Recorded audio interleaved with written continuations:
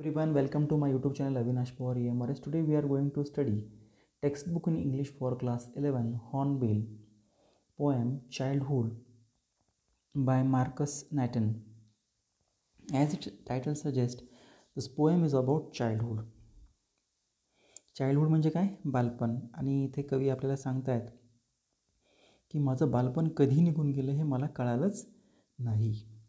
तर अशा आशयाची ही कविता आहे. चला पाहूया. When did my childhood go? Was it the day I ceased to be 11?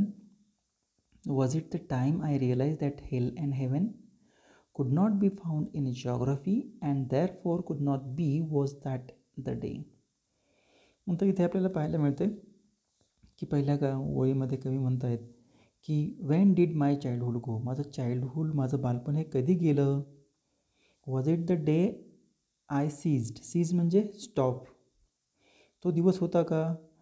I seize to be 11, ज्यावेळेस मी 11 वर्ष जे आहे माझं ते पूर्ण केलेलं आहे आणि क्रॉस केलेलं आहे 11 वर्ष, तो दिवस होता का ज्यावेळेस माझं बालपण गेलं. Was it the time I realise that hell and heaven could not be found in geography, का तो दिवस होता ज्यावेळेस मला समजलं की हेल आणि हेवन म्हणजे स्वर्ग आणि नरक. हेल म्हणजे बॅड, ज्याला आपण म्हणूया नरक, बॅड थिंग ज्याला आपण म्हणूया केल्यानंतर नरकामध्ये जातं, चांगल्या गोष्टी केल्यानंतर, चांगलं वागल्यानंतर हेवन स्वर्गामध्ये जातं. आणि हेल आणि हेवन मला समजल्यानंतर खरं काय आहे की असे जे प्लेसेस आहेत ते अस्तित्वच नाही आहेत. आणि मला ते जॉग्रफीच्या ज्याच्यामध्ये वेगवेगळ्या प्लेसेस असतात आणि जॉग्रफी बुकमध्ये मला हेल अँड हेवन सापडलं नाही. तो दिवस होता की ज्यावेळेस माझं बालपण गेलं. अँड देअरफोर कुड not B was that the day. आणि म्हणून आपण म्हणू शकतो की ज्या दिवशी मला हेल अँड हेवन जॉग्रफीच्या पुस्तकात सापडलं नाही का तो दिवस होता ज्यावेळेस माझं बालपण जे आहे ते निघून गेलेलं आहे. When did my childhood go? Was it a time I realise that adult were not all that seems to be. मग येथे कवी म्हणतायत की तो काळ कोणता होता ज्यावेळेस मला समजलं की जे ॲडल्ट म्हणजे मोठे माणसं, प्रौढ माणसं जे असतात, जे दिसतात तसे वागत नाही. So they talk to love and preached of love. जे हे प्रौढ लोक असतात, मोठे लोक असतात, ते नेहमी प्रेमाविषयी बोलतात आणि आपल्याला नेहमी शिकवत असतात की प्रेमाने राहायचं, प्रेमाने वागायचं. But did not act so lovingly was that day. परंतु ते स्वतः जे प्रौढ लोक आहेत, जे मोठे लोक आहेत, ते स्वतः प्रेमाने वागत नाहीत, परंतु दुसऱ्याला सांगतात, दुसऱ्याला बोलतात की प्रेमाने राहायचं, प्रेमाने त्या पद्धतीने आपल्याला शिकवतात. मग तो दिवस होता काय ज्यावेळेस हे प्रौढ जे आहेत जसे दिसतात तसे ते वागत नाहीत आणि आपल्याला मात्र प्रेमाने राहायचं सांगतात. मग तो दिवस होता का ज्यावेळेस माझं बालपण गेलं. When did my childhood go? Was it when I found my mind was not really mine to use whichever I choose. मग माझं बालपण कधी गेलं? ज्यावेळेस मला कळालं की माझं जे मन आहे ते खरं माझं नाही आहे. ओके. आणि मग ते कोणाचं आहे? जे मला ज्या पद्धतीने मला कोणत्या पद्धतीने मला ते निवडायचं आहे, ते जे माझं मन आहे ते कसं आहे? Producing a thought that were not those of other people but my own and mine alone was that day. मग माझं मन जे आहे ते माझं नाही आहे किंवा जे विचार माझ्या मनामधून निर्माण होत आहेत ते माझे जे producing thought that were not those of other people, माझे जे विचार आहेत ते दुसऱ्या व्यक्तींचे, दुसऱ्या लोकांचे विचार नाही आहेत, ते माझे स्वतःचे विचार आहेत. आणि म्हणून असं म्हणूया ते जे विचार आहेत फक्त माझे आहेत आणि ते फक्त विचार माझेच आहेत एकट्याचे. आणि म्हणून तो दिवस होता की ज्यावेळेस मी माझे विचार व्यक्त करायला सुरुवात केली किंवा माझ्या मनाने मी निर्णय घ्यायला लागलो, माझ्या मनासारखं मी वागायला लागलो आणि मग मला जे पाहिजे मी ते निवडायला लागलो. माझी निवड जी आहे, आवड निवड, ती मी निवड करायला लागलो. तो दिवस होता का ज्यावेळेस माझं बालपण गेलं. Where did my childhood go? पण आता कवी ते सगळ्या पहिल्या 3 स्टांजामध्ये कवीने सुरुवात केलेली आहे when did my childhood go, माझं बालपण कधी गेलं. आणि शेवटच्या कडव्यामध्ये तो म्हणतोय की where did my childhood go, माझं बालपण हे कुठं गेलेलं आहे. I went to some forgotten place. आणि म्हणून मी अशा ठिकाणी गेलेलो आहे की जे ठिकाण आहे जे मी विसरलेलो आहे. That's hidden in an infant face, that's all I know. आणि मला जे काही माहिती आहे, जे लहान मुलांच्या चेहऱ्यावर जे बालपण दिसतं ते लपलेलं आहे, जसं म्हणूया आपण छोट्या मुलांच्या चेहऱ्यामध्ये बालपण लपलेलं असतं, आपण छोट्या मुलांकडे पाहतो आणि मग आपल्याला आपलं बालपण आठवतं, बरोबर आहे ना. मग आपण विचार करतो की किती बालपण हे किती मजेशीर असतं आणि आपलं तर आता बालपण गेलेलं आहे. मग तो दिवस होता का, माझं बालपण तर कुठे गेलेलं आहे, ह्या छोट्या मुलाच्या चेहऱ्यामध्ये तर गेलेलं आहे. अशा स्वरूपाची ही छोटीशी पोएम होती. याच्यामध्ये काही पोएटिक डिव्हायसेस वापरलेले आहेत. तर पहिलं आपण पाहूया रायमिंग स्कीम काय आहे त्याचे. तर शेवटची ओळ पहा पहिल्या स्टांजामध्ये, when did my childhood go. दुसऱ्या ओळीची त्याच्यामध्ये गो आहे म्हणून ए. त्याच्यानंतर was it a day I seize to be 11. Go 11 match होतात का, नाही, आणि म्हणून गोला ए. बीला काय येईल मग, 11ला काय येईल बी, बरोबर आहे. म्हणून जी रायमिंग स्कीम आहे ए बी 11. तिसऱ्या ओळीमध्ये शेवटचा वर्ड आहे हेवन, हे मॅच होतं म्हणून ए बी बी, राईट, ए बी बी. चौथ्या ओळीमध्ये आहे जॉग्रॉफी म्हणून इथे नवीन पुन्हा वर्ड आलेला आहे C. B geography B match होतं म्हणून C C. And day, day हा कशाशी मॅच करतो, डे पुन्हा एकदा वेगळा शब्द आहे डी, आणि म्हणून आपण रायमिंग स्कीम आहे गो ए 11 बी, हेवन 11 मॅच होतात म्हणून बीच, जॉग्रॉफी बी मॅच होतात म्हणून सी सी आणि डे. अशा स्वरूपाने A B B C D ही रायमिंग स्कीम याच्यामध्ये आहे.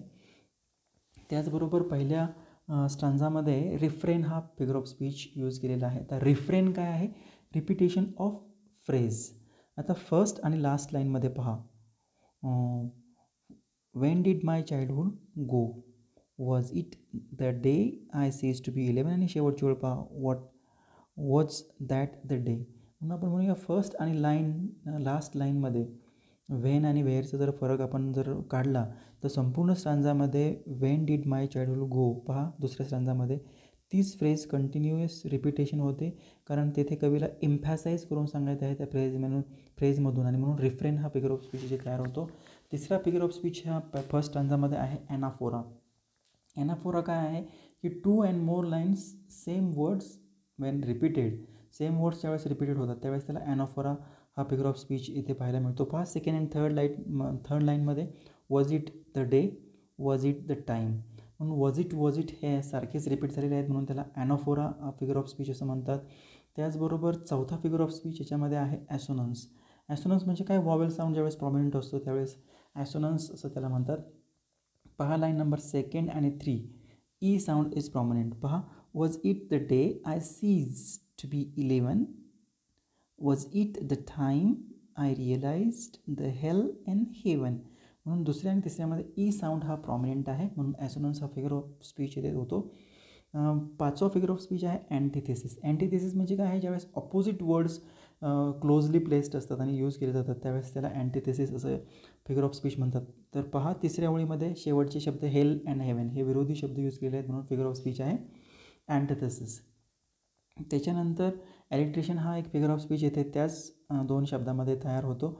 अँड ॲलिट्रेशन म्हणजे repetition of the same sound, we can set that.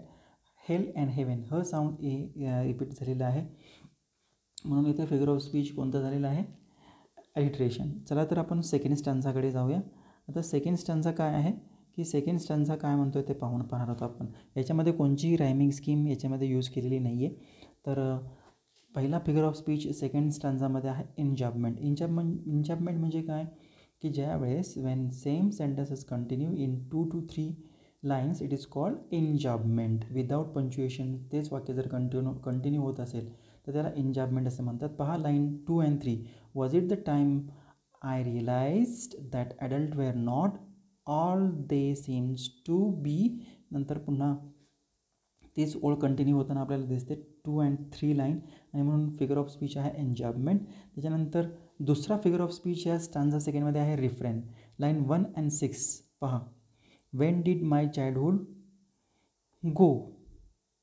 त्याच्यानंतर 2 3 4 5 6 बट पुन्हा एकदा आपल्याला त्याच हे जी ओळ आहे ह्या संपूर्ण कवितेमध्ये रिपीट होताना दिसते म्हणून आपण म्हणून या लाईन नंबर 1 6 या रिफ्रेन आहे, तीच ओळ त्याच्यामध्ये यूज केलेली आहे. चला तर आपण मूव करूया स्टांजा नंबर 3. आता स्टांजा नंबर 3मध्ये पहिला फिगर ऑफ स्पीच याच्यामध्ये पण कोणतीही रायमिंग स्कीम नाही आहे. तर पहिला फिगर ऑफ स्पीच याच्यामध्ये यूज केलेला आहे इन्व्हर्जन. इन्व्हर्जन म्हणजे काय, Wien sentence structure or format changed. तर पहा स्टांजा नंबर 3मध्ये आपल्याला एक लाईन पाहायला मिळेल की तिसऱ्या ओळीमध्ये पहा, to use whichever way I choose. Whichever way I choose असं यूज करतो का, तर नाही. I choose whichever way किंवा I choose way whichever अशा पद्धतीने आपण यूज केले जातात. म्हणून शब्दांची अदलाबदल केल्यामुळे इन्व्हर्जन हा फिगर ऑफ स्पीच इथे तयार झालेला आहे. त्याच्यानंतर दुसरा फिगर ऑफ स्पीच या थर्ड स्टांजामध्ये ॲसोनन्स आहे. ॲसोनन्स म्हणजे रिपिटेशन ऑफ व्हॉबल साऊंड.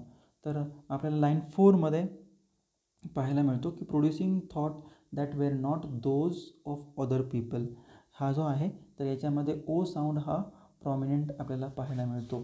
त्याच्यानंतर सेम त्याच्यामध्ये आपल्याला ॲलिट्रेशन हा फिगर ऑफ स्पीच पाहायला मिळतो. तर याच्यामध्ये आहे थॉट दॅट.